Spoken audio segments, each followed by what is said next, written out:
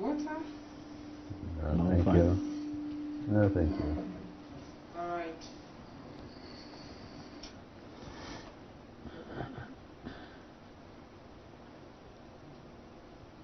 You can't give what you don't have. When you are talking about integrity, you are really talking about the real person, who that person is. When you talk of integrity, you talk of honesty. To be honest. And to be honest means to be trustworthy, to be truthful. And politics is science and art of government. Politics is about the people. Yes. And if you talk about it in a deeper sense, it has to do with how people take decisions on how to lead themselves.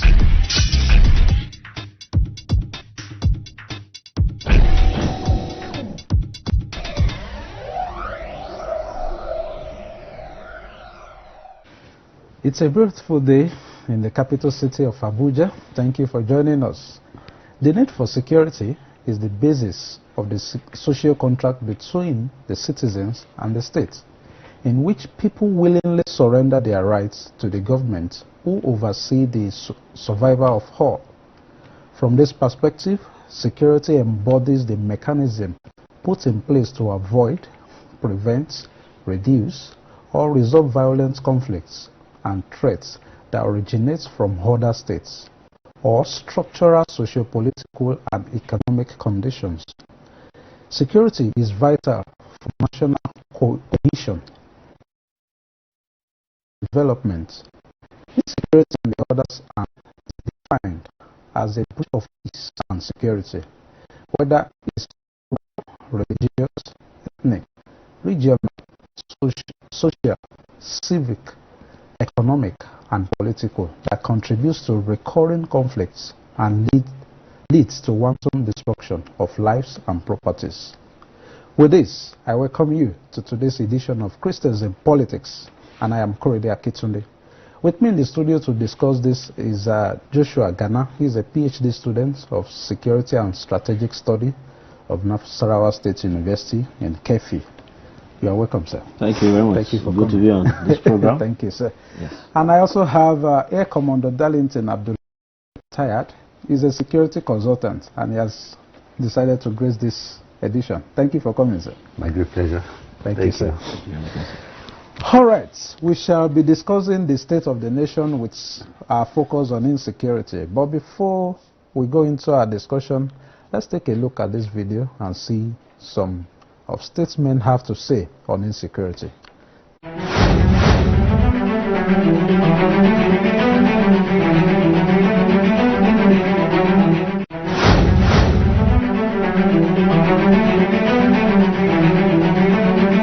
There's so much of bloodletting in our nation, much more than we have had during the Civil War, and it has called for concern.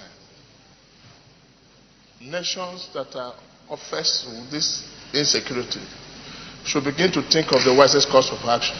What has happened in Agatu and what is happening in Ohajegbema and what is happening in all parts of this country is the same. We must rise and tackle this issue of insecurity once and for all. The people disturbing the peace of this nation are not more than 5,000 people. Give them a big number, 50,000.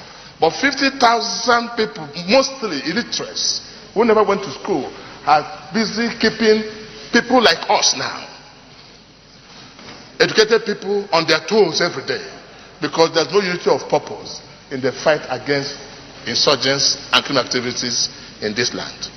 I therefore propose that, Mr. Senate President, that you do convene as quickly as possible the issue of insecurity.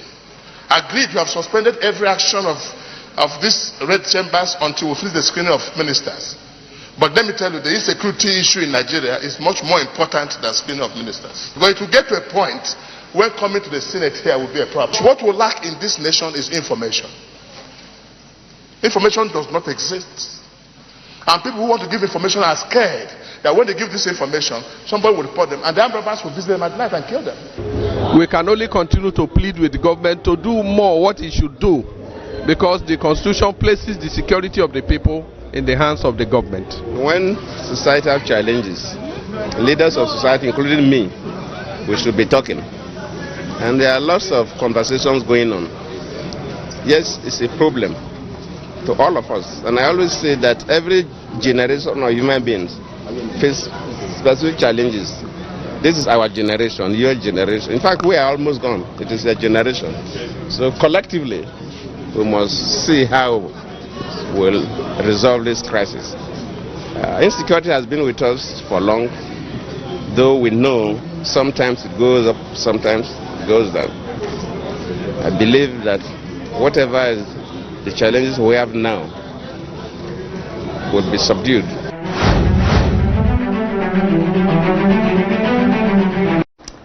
Okay, you can join us on this program. We are live. We can be part of it by calling or sending in the text message. We are live on Facebook and on YouTube.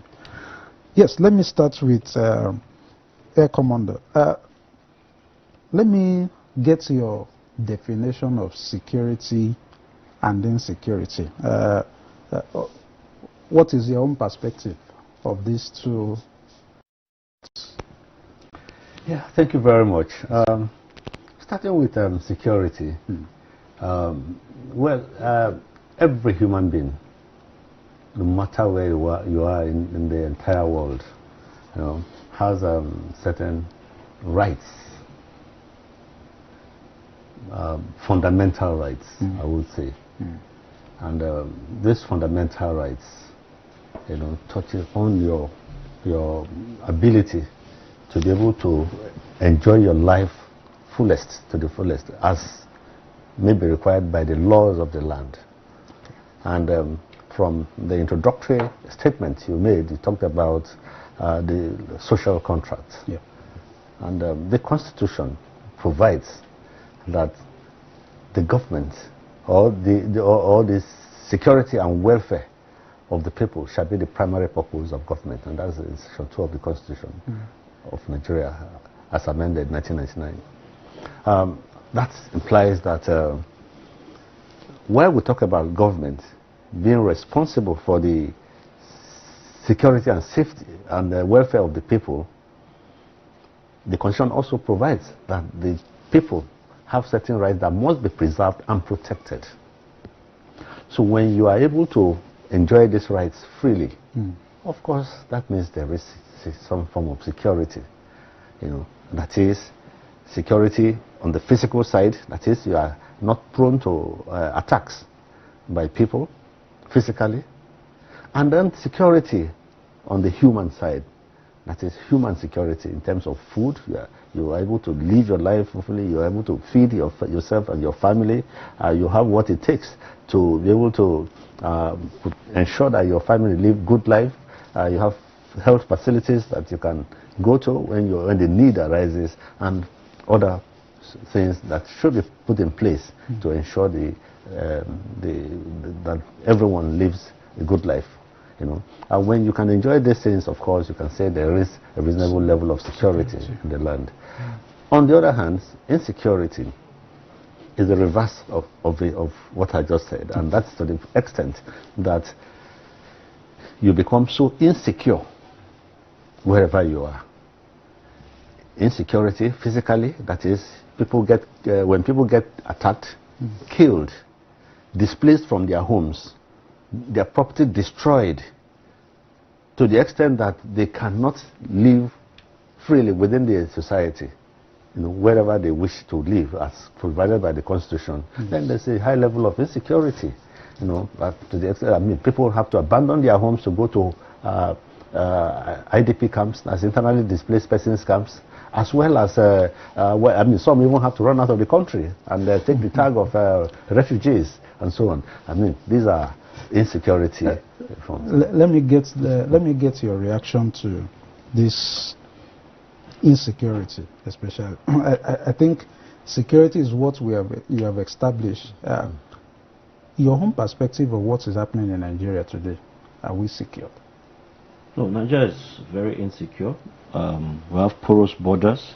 Okay. You are using the word very insecure. Yes. Okay. When someone cannot go even to his native home and feel safe, they are totally insecure. Okay. Then even when you live in the city where crime and a lot of attacks come, and you cannot even get to the bottom of that crime, I think that is chaos that we're headed towards.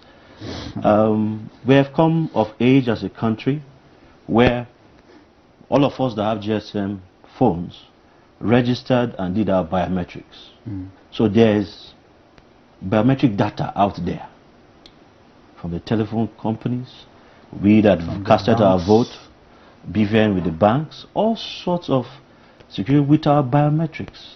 So in crime scenes, if we do forensic security checks, I'm sure there are fingerprints that are traceable to people. And then we can apprehend those people and investigate and find out the chain. Because there's I don't want to call it a value chain. There's a chain of this crime. So crime. Perpetrators in our country. So people just traveling. We have seen all sorts of stories. They travel from abroad. They came before they went to their home place. They were kidnapped and all sorts of demands of high money that the family in itself cannot even provide for are being spent just to save lives. I think it's a very sad situation we find ourselves, and that's part of what I and Air Commodore are sharing our thoughts to the world to say how can we attend to these issues and guide and guard those in authority to say these are the best ways to curb the issues of insecurity in the country. You are doing a study on security and strategy. I mean, what will be what you've observed to be the causes of some of these? Because in Nigeria now we have different levels of this insecurity, ranging from, I think Boko Haram was one of the biggest we have before, but now there are companies. There are sister agencies, like they say in security. Now, what are the causes of this? I mean, we are still battling with Boko Haram, kidnapping, and then of recent, the capital city of Abuja is even now on a fearful note with Shiites and co. Can we dig deep into the cause of all this? Yes, the causes are basic. Okay. And the painful part is that at that basic level, we have not arrested it at that level. That was the time to arrest it and solve it. But when it grows and we now have this result, then it's really tough to control. So you can trace it to poverty. Okay. You can trace it to loose borders where weapons come into the country and you can't find the armed dealer who brought to deal that arms, because and then who is paying for the arms? All right, we have all sorts of agencies now, which we are all happy about, that monitor financial transactions. Okay, so once we get such information from you, you put them on your watch list, and when you see a lot of money going to specific, for what purchase is that? And then with that, when you see it's going to certain corners, you can flag it and then pursue to stop that transaction, because it might just be paying for weapons.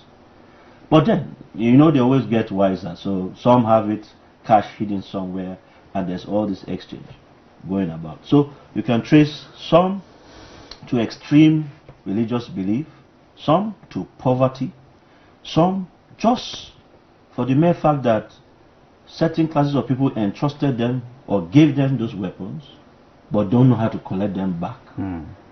Like we heard in some states, politicians did such acts just to win their elections, to guard their votes and all that. But after that, they did say, bring back everything I have to. So that act alone, those guys are now with weapons, and the politicians forget them and go back to where they are. And then They take, oh, I have this, I can go and get what I want by force. So, and that's why we're here. We're Christians in politics. We should not encourage such things in this country. We should not, and people that have such information should give it to the security agencies so that such people will be apprehended and find. It's not so much about embarrassing that person, getting the right information. Where did you get these weapons from?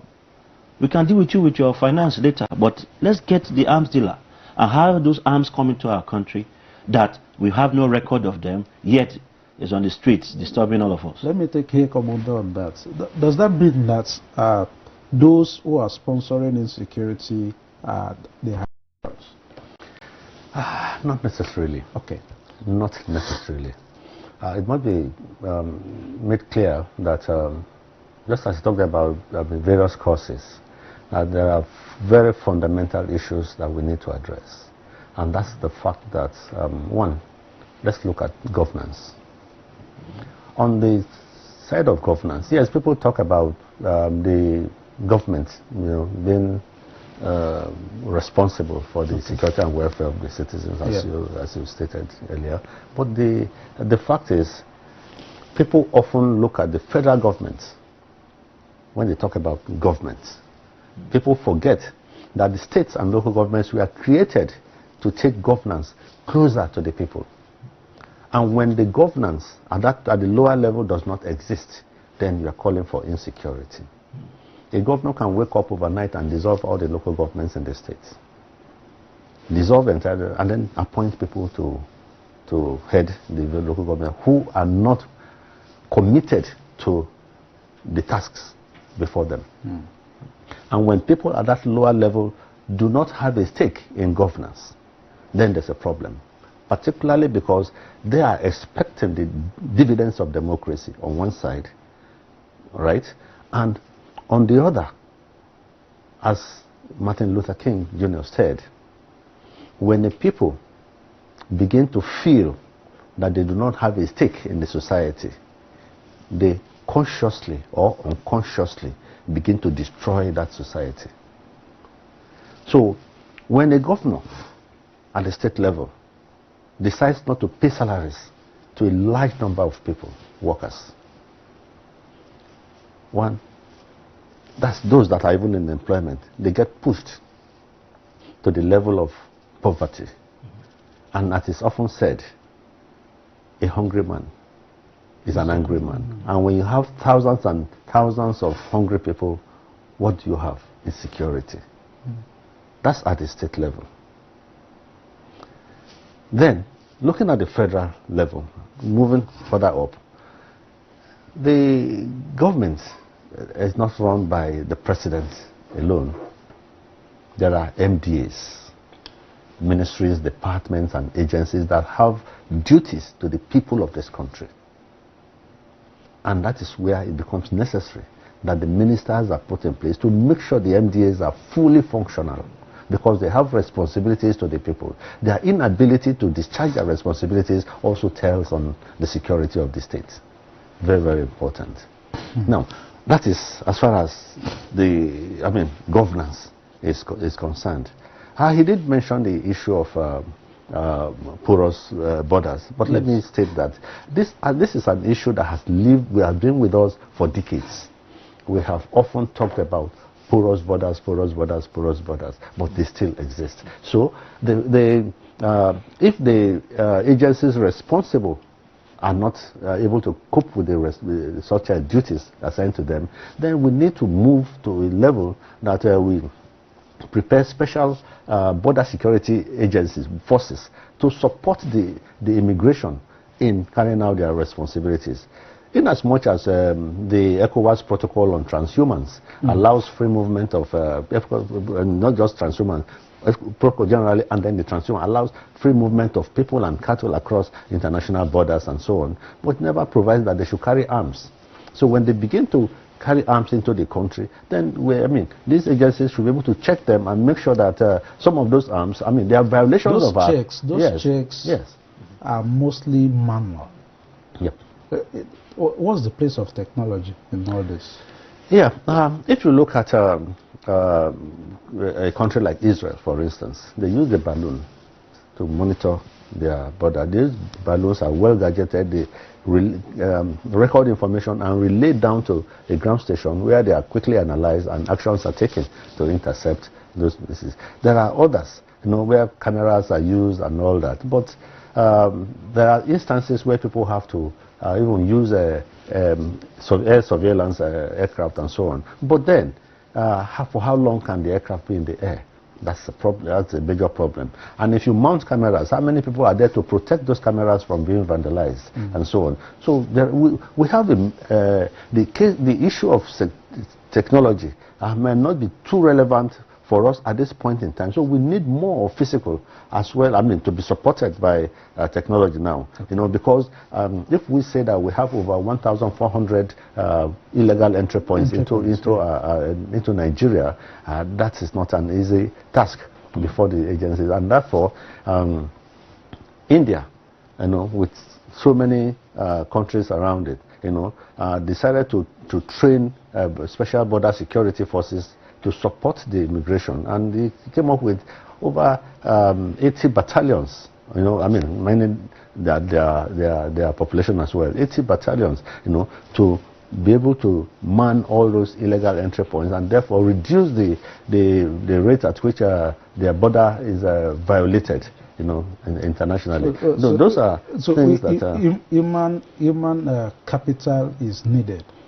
Definitely, very well, because we must also understand that the security forces of this country are well overstretched at this point in time.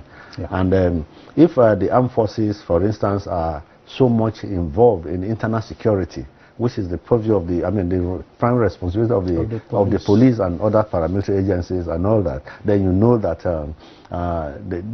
they are abandoning, or they are being taken away from their primary responsibility of, as the armed forces now, of defending the territorial integrity of the nation.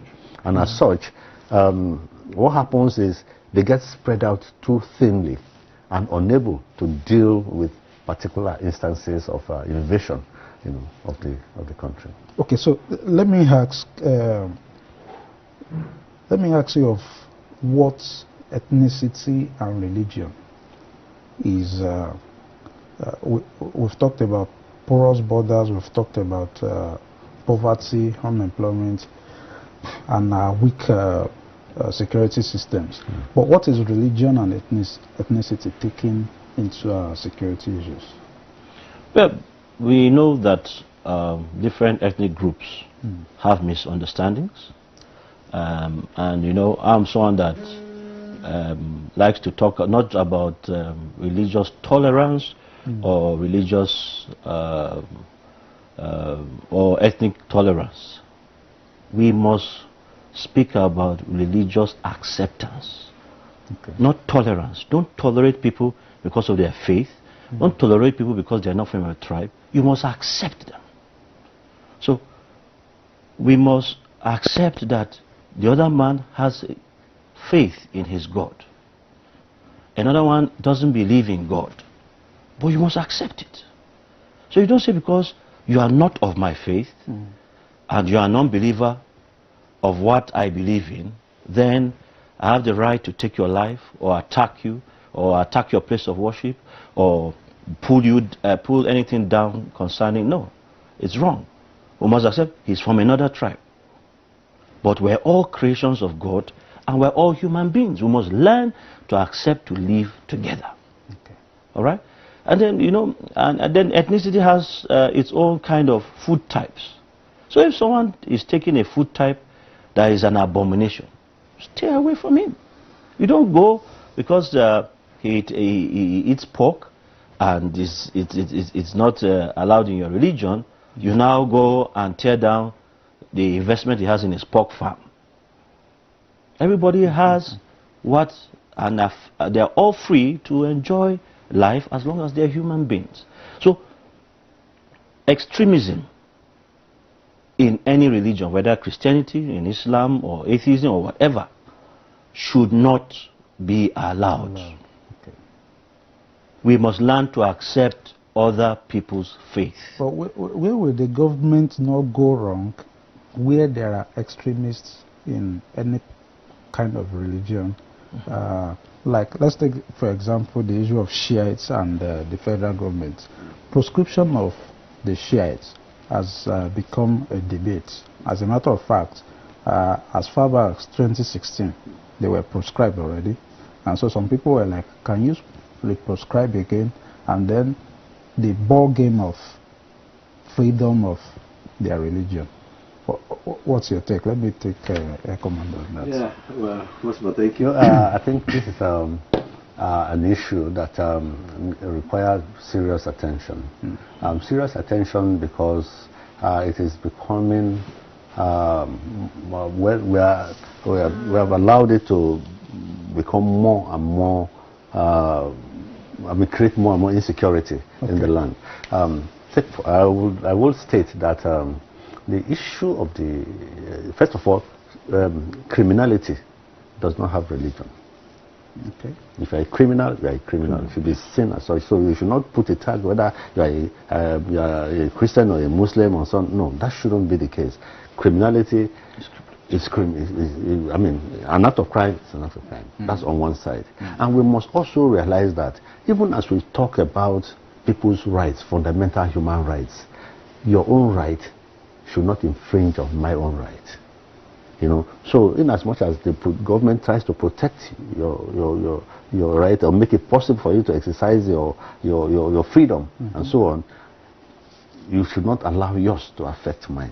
So this is a case in which for decades, you know, we have continually mismanaged the let me say the security as aspects of the rights of individuals and so on. If we talk about particularly the Shiites issue, we realize that those who live in Zaria will tell you that for years and years, people have been, their rights to passage in certain areas of the city were denied. You know, and when this continued to go on without immediate action to deal with the situation at that level, it continued until the point where they could boldly do it to someone as high as the chief of the army staff himself. And I think this was the height of impunity in the society, you know, to which such should not have been allowed if the internal security architecture was, I mean, fully functional as it should, you know. And when such rights were being violated, rights of individuals, I mean, you must know that the courts, you know, do not activate it. The court does not activate itself. And that's to say that if a matter is not brought before a court, they cannot just decide on it.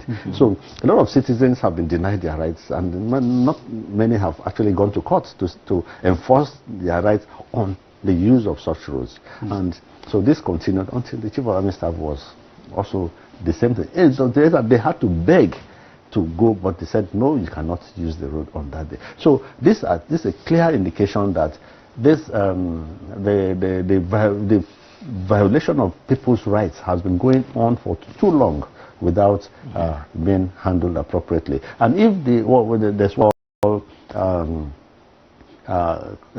conflict handling styles, you know, by Thomas Kilman, I mean, that's a theory on that. He says that when you continue to avoid conflict, it gets to a point where it begins to get worse with time. And that's exactly what has happened. If you have a president who is a Christian and he looks at this, say, oh, it's a Muslim that is involved. If I take him now, they will say, oh, it's Christian versus Muslim and so on. Then you're not doing the right thing. And when you also have a Muslim versus Muslim, he says, oh, I'm a Sunni Muslim, and the other one is a Shia, and they use that as, it is also not right. So that's why I said at the beginning that crime is crime, and the laws are very clear on what should be done in such instances. Now, looking at the extent to which the thing has developed at the moment, yes, it's unfortunate that we are here where we are now, but the fact is that the law has to take its course. And that, unfortunately, the law courts have earlier directed maybe it should be released on bail, but then another court has now prescribed the movement as a whole and all that. But this is clearly an issue that needs to be properly handled. Okay, we'll come back to that after the break and also look at the role of traditional rulers in our security architecture. Stay tuned. We'll be right back after this short break.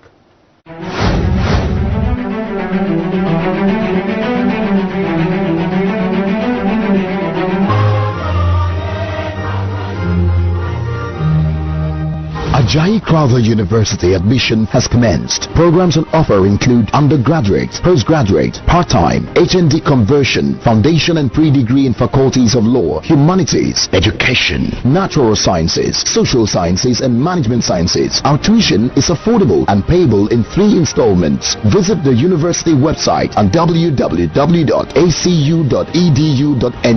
for online application, screening and admission letter. Given our state-of-the-art facilities, well-equipped library, decent learning environment and distinguished lecturers. Apply now by logging on to www.acu.edu.ng. For details, call 0814-592-0637. Ajayi Crowther University, raising godly intellectuals.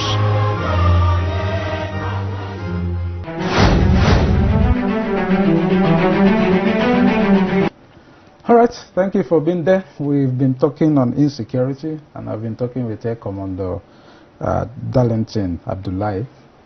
He's a retired Air Commander and a security consultant. Thank you for being there, sir. Thanks and I've also been talking with Joshua Ghana. Well done, sir. Thank you very much. He's a PhD student. Okay. Yes, we are talking security, and it bothers a lot that people cannot more move freely. I mean, almost every day you hear of killings at a magnitude that you cannot. Just take for example of a recent at a burial in Borno State where some gunmen just came and then 65 people had just gone, and really nothing seems to shake us again in this country. I want to find out from you, where is the moral, I mean, human aspect of what is going on in the country in terms of our leaders? Do you think, because in other countries where such magnitude of killings happen, you know what it takes for people to get over it, the kind of media broadcast and all sorts. But in Nigeria, even where 200 people dies, you possibly only hear the president condemning it and nothing happens. Yeah, it's a very sad situation that we found ourselves, that even at a funeral, people will get killed. I remember some time ago, we lost a senator from Plateau who was attending a funeral also of some of the people from his senatorial zone, and gunmen attacked and he passed on. And you see, we have to be careful. We shouldn't wait until it comes to our doorstep. You think, okay, fine, I, my wife and children are okay, and then if it didn't affect my family, so what, as a leader? No. What happened, and why isn't that movement checked? Those people have 2 legs and they are walking. Even if they're in a vehicle, that vehicle has some form of registration. Even if it's not a registered plated number vehicle, at least it has an engine number, it has a chassis number, it has tire tracks that you can. There must be a way to apprehend such people and stop them. And so that's the. So our leaders have to be more responsive. It's not just going in with your security apparatus to the scene after the crime has been committed. No. You have to preempt. Imagine that something like this will happen, and security operatives should be sent there. In security, we have intelligence agencies. Yeah. Intelligence gathering is, I want to even say, is 100% of effectual security.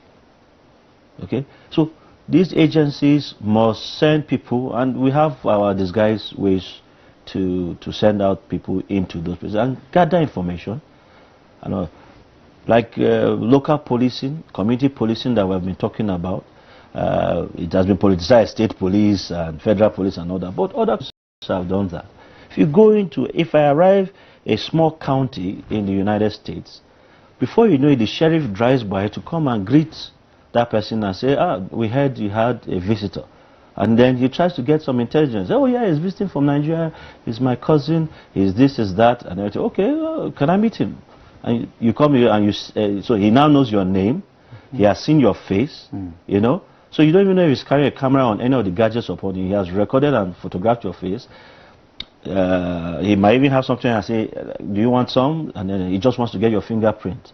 And he goes to put it in the system. So there's someone arrived, he's staying at so address, this is his face, this is his fingerprint. And so immediately crime happens, okay, let's do our investigations. And then you can easily trace where it's from. But we don't even want to start. When you now say, let everybody go and do biometrics, it becomes a political issue. Let's do proper population sensors and all that. No,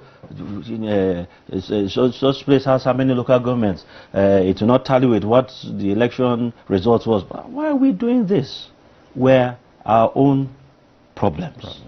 So leaders must allow these things deliberately to happen, you know, and all that. So I trust that apart from showing leadership in going to scenes after crime has been, you must put all your security agencies under your watch to be on their toes until you get results. That is not even always been seen. You can hardly see the president go to a crime scene. I mean, what do you say to that, sir? Yeah, thank you. Let's look beyond Mr. President going to crime scene and all that. You see, insecurity is a thing that when the level of insecurity keeps rising, what should bother us is, why is it rising? Yes, but why are the criminal gangs, groups and so on, continually having people to recruit? In spite of the fact that so many of them are being killed, more people are willing to join. So what are those factors that pull them? You know, and what are those factors that enable those, the push-pull factors, you know, that enable people to join or to be pulled into those gangs that continue to perpetrate this crime? And that is where we begin to think about, let's focus less attention on the military, the security agencies, when it comes to fighting crime. Let us look at the human security angle, because a human being that is well fed, well taken care of, is most unlikely to be easily recruited into a criminal group. And that is also where I want to say that we do not have to look forward to the government solving all the problems. There is what we call local ownership. Local ownership implies that every citizen of the nation, you know, has a responsibility, has a contribution to ensuring security or bringing about peace and development in the society. And that is where you begin to look at the contributions of individuals, international organizations and so on, to bringing about peace and development in the country. You earlier mentioned about traditional institutions and so on. Of course, traditional rulers have a high level of responsibility, because from what it used to be in the decades back, when a stranger arrives in a community, they are easily identified and so on, so they know who and who are in. But the fact is that it's beyond being identified, you know, what are the tendencies of such individuals, you know, that have probably arrived in such communities, and what are the traditional rulers making? What efforts are they making to ensure that people within such communities, you know, imbibe peace, you know, love for each other and all that, you know? Yes, we talk about, praying ceaselessly to bring about peace and development, but we also have a lot of roles to play. I want to give a typical example. Okay. I know of a traditional ruler, because I was involved, you know, who decided that, look, the level of unemployment in his domain is rising, and as such, the crime rate was equally rising, and he needed to address the unemployment with a view to bringing down the crime level and all that. And what he did was say, okay, let him identify, find a way of knowing how many people are unemployed within that society. And that was when a team were brought in to document the unemployed people within the society with biometrics and all the information required. And what result did it yield? This document, the document that was produced with that, was what was now being used to identify particular individuals and assisted to get one form of training or the other. You know, the entrepreneurial training, development and all that increased. Other nations, even Israel also came into that community and helped them to develop agriculture. In that, some international NGOs went there as well, and so on, because they could specifically pinpoint what the community needed and so on. But a lot of communities don't even have any records, any information to prove on the people within the community. And I can tell you today that this particular community, which is in Umiawa, Abraka Kingdom, in Delta State, is more at peace than it was previously. Before that, before the program was conducted. So the traditional ruler that conducted that exercise has contributed immensely to peace and development within his community. And I think if such a thing can be replicated in so many communities, I think the traditional rulers take more interest in what happens within their domain and see how they can harness the efforts of other people to support such developments and so on. It will work. We have individuals that have taken so much money out of this country, money that should have been used to develop the society. You know, and that's where one can easily praise people like Dangote for establishing a lot of industries within the country, employing a lot of people. But when there is insecurity, let us not just think about security agencies, going there to address the issue. Think about what brought about this thing. Yes, security agencies have their problems. They have their inability to cope with the situation now is something that needs to be addressed as well. That point must be made. Very, very important. Let's look at religious leaders. What should be their roles now in curbing this insecurity?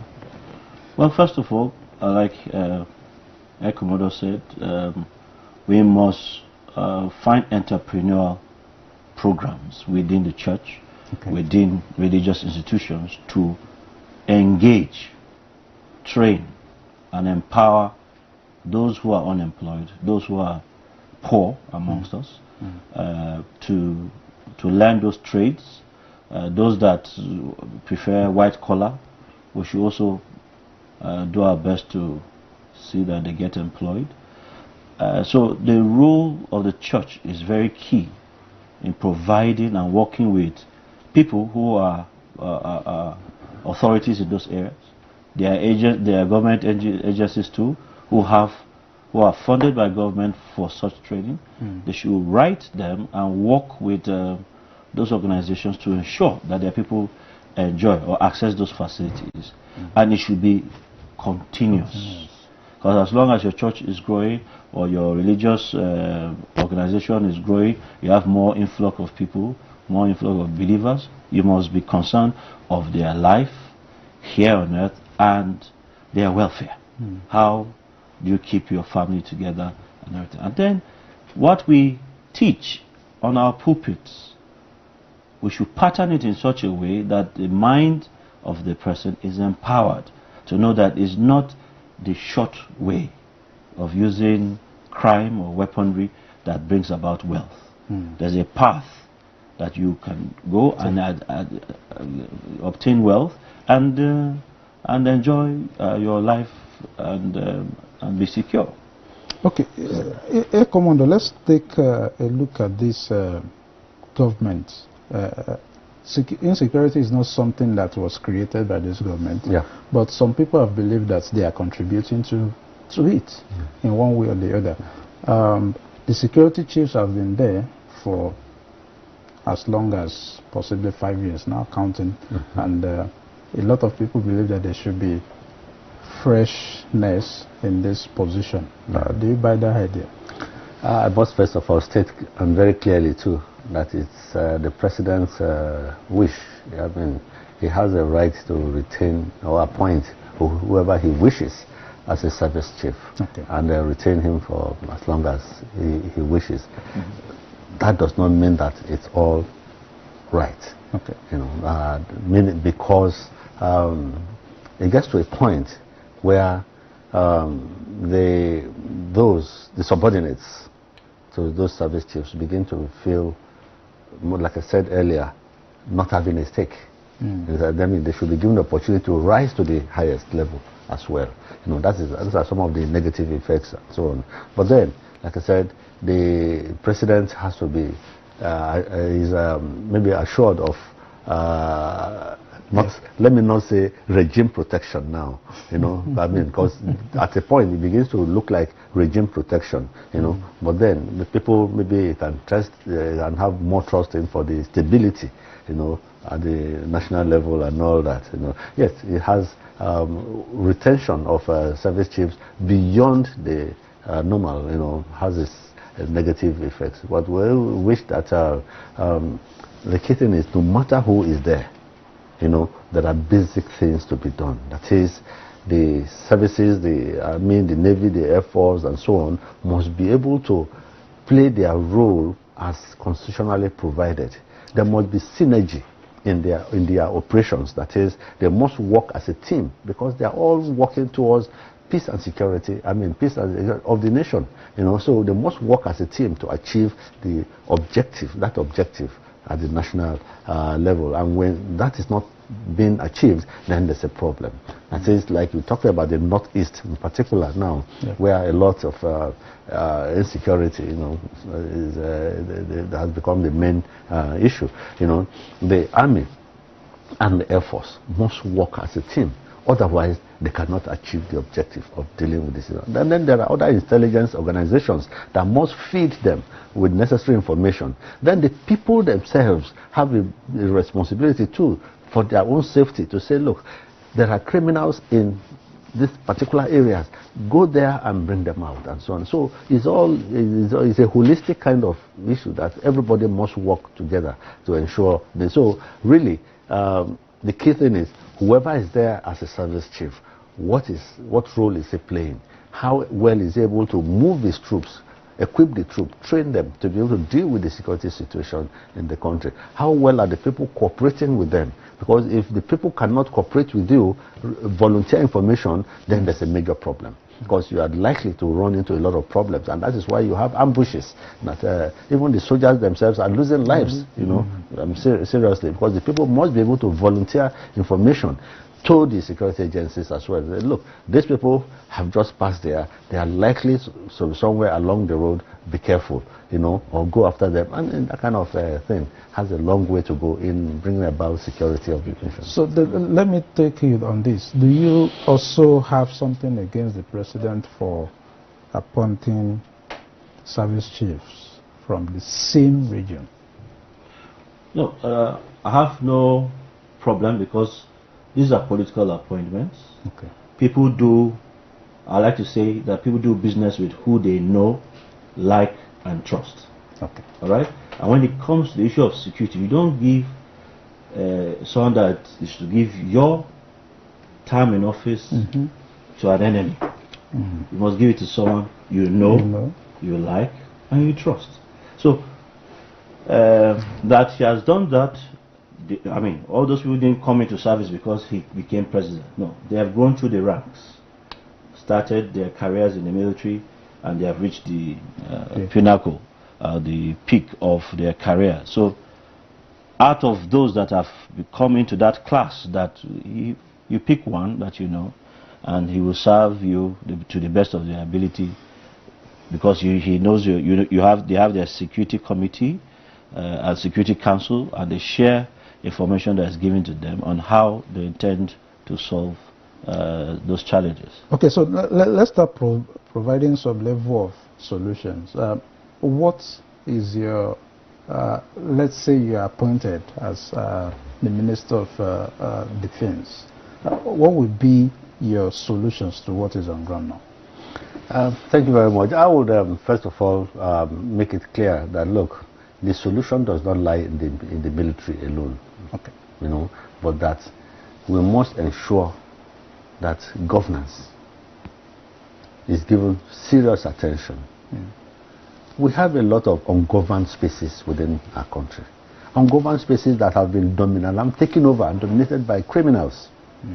Most of the forests that we talk about today, the Sambisa forest, this and that, have for years and years been occupied by criminal gangs, criminal and individuals, So, and that is a function of governance. So you do not expect the military to be able to address that immediately, But when the government is unable to address such issues, then the military will now, the police, of course, is the first line of defense. They come in, and they are inability to address such issues. Then pull the military in. The military, though constitutionally has responsibility to territorial integrity of the defense integrity of the nation, but they also have a secondary assignment, that is to support the internal security agencies, in ensuring the peace and security in the nation. So they get dragged into this. The use of soldiers for checkpoints and co. It's uncalled for. Okay. It's uncalled for. That is, we should, if we know that the police are incapable of playing their role, then what's the problem with the police? Is it manpower problem? They should, recruit enough and train them adequately, because that's a major problem as well. Train them adequately to be able to perform their duties, and so on. And then leave the soldiers, the military, armed forces, to play their own role as well. Because the inability of the armed forces to concentrate on their responsibilities is causing more problems, because more and more criminals are coming into the country, the porous borders. And remember that as a result of the Arab Spring that led to the looting of a lot of armories in various nations and so on, weapons were looted from various armories and are now being sold cheaply across so many international borders. Being taken freely. It gets to the point that you can buy an AK-47 rifle for as low as 10,000 naira, even with magazines that are fully loaded and all that. That is how bad it has become. So we need the military to be able to play their role in protecting the territorial integrity of this nation, while the police play their own internal security role. So more policemen, more training, more equipment, required for police to be able to play their role. Yes, they have national security and national security and civil defense as well, NSCDC. Yes. Yes, they are also playing complementary role to the police. So there used to be challenges, between the two of them working as a team and so on. But I think that is they are getting over that now. So they should work towards ensuring internal security, ensuring that law and order is maintained within the country. But then, as I often said, a hungry man remains an angry man. So we should address the issue of governments, state governments, not paying salaries to workers. You can't hold your workers for as long as 18 months or more and expect that there will be peace in that area. You are creating a lot of criminals within the state, and of course, from the state level, it moves to the higher level. So the problems created at the local government, state level, also have a serious effect on everyone in the society, in the country. So it's important that governance is given serious attention. So state police, will you count it as an advice to the federal government to look into urgently? Well, you see, like we have said, policing is the key, and it has to start from the local level up to the federal level. Okay. And when you are looking at states have unique challenges, let's put it that way. There are language barriers, there are cultural barriers, there are all sorts. So if you take someone that is a federal police officer from a certain tribe and you post him, because you want to be fair to everyone, you just post them to different places, and immediately I can't even communicate.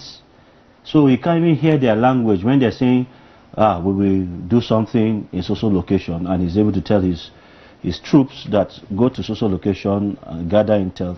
Then, so state policing will help, because we have plenty. Nigeria has well over 400 languages, and then the ethnic groups are well over 300 and something. So how within one community to the other community, they have different languages.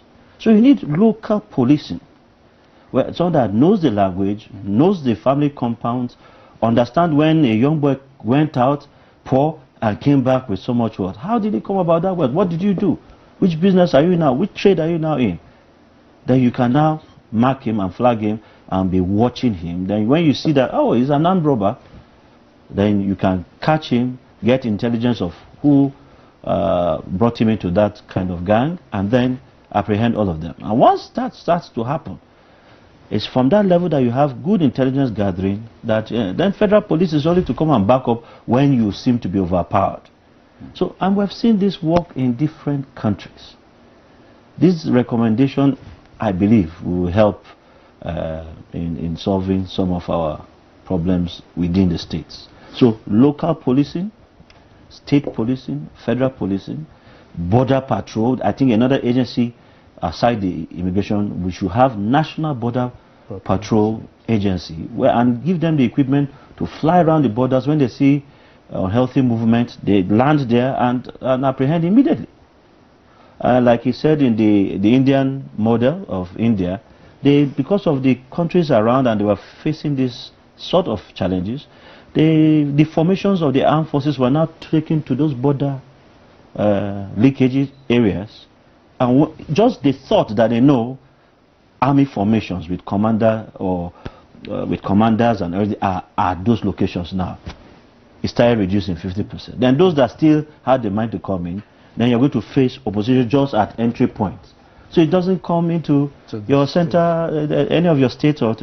So some of our military formations should be posted or built. Their formations, not just in the Abuja. Abuja is capital city, so you can understand that, yes, it has to be well guarded, but we should now, for national security, put a healthy border patrol. And if those formations are there, those doing the patrol can also land there, eat like the other human beings are eating, share information with them, upload what they needed to upload from their computer systems to the central database location, and then go back in the air or go back with their patrol vehicles.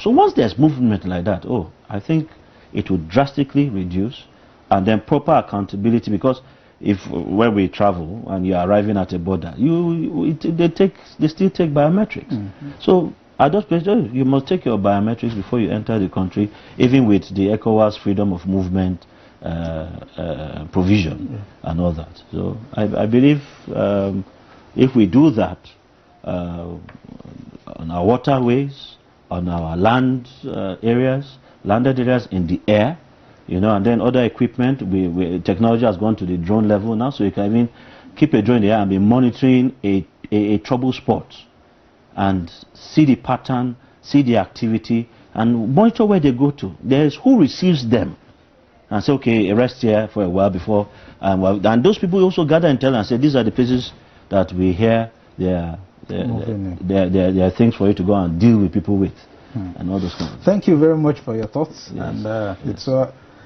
I'm not a security expert, so every man is a security man. But I think everybody has to be security conscious. Yes. This is everybody's business. Yes. Just as security is everybody's business.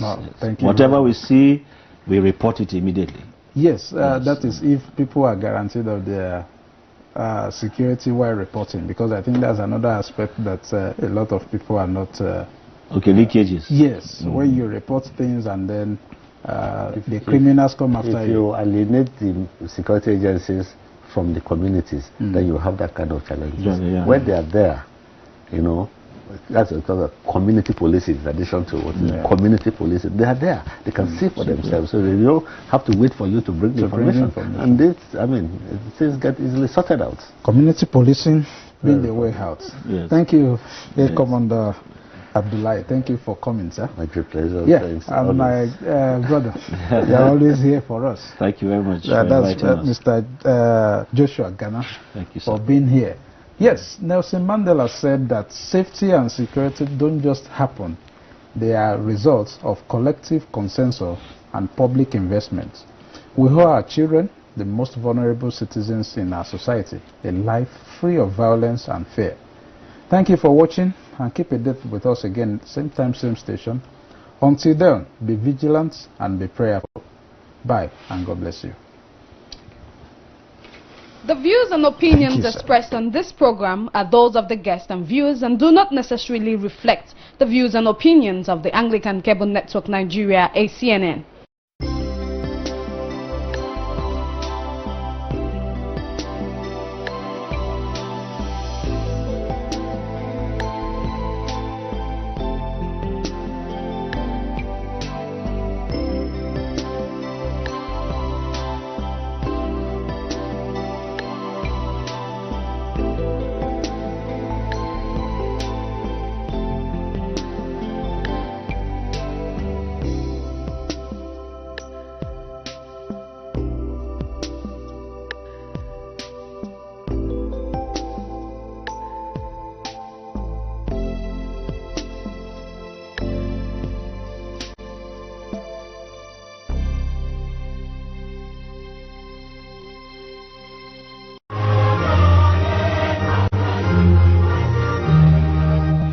Ajayi Crowther University admission has commenced. Programs on offer include undergraduate, postgraduate, part-time, HND conversion, foundation and pre-degree in faculties of law, humanities, education, natural sciences, social sciences and management sciences. Our tuition is affordable and payable in 3 installments. Visit the university